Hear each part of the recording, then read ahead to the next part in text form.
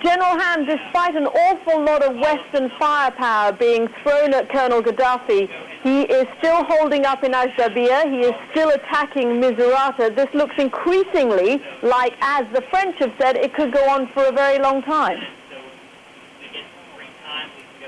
Well, I don't think it'll go on for a very long time. I think we have an opportunity to execute the requirements of the UN Security Council resolution, the most important part of which is to protect civilians. It is important to note that we've already done that to a large degree by stopping the regime's attack into Benghazi.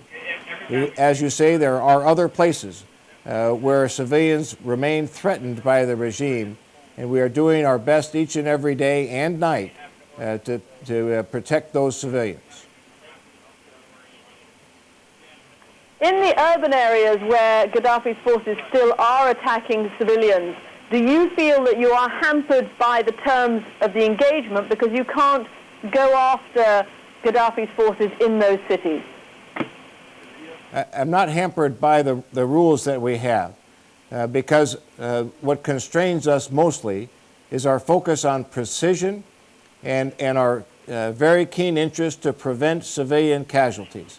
It would make no sense to drop, for example, a large bomb on a regime armored vehicle in a city that would result in the killing of the very people that we're charged with protecting.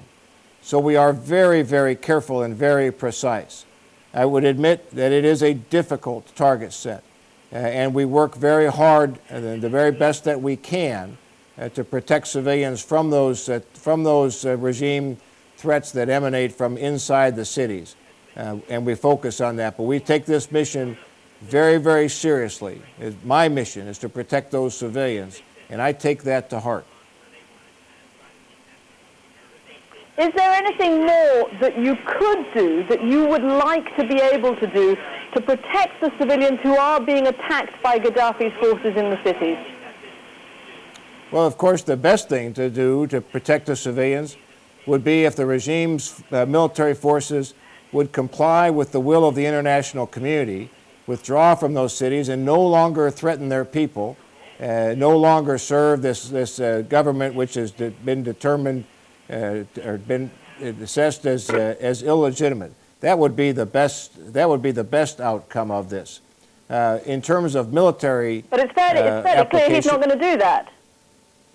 Yeah. Well, we're doing the best we can to try to convince them that they should move away from these areas where they are threatening civilians and stop their attacks on their own citizens.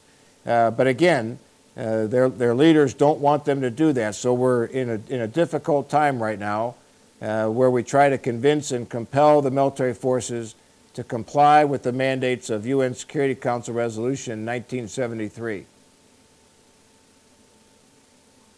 Okay, General Carter Ham, thank you very much for joining us. Thank you.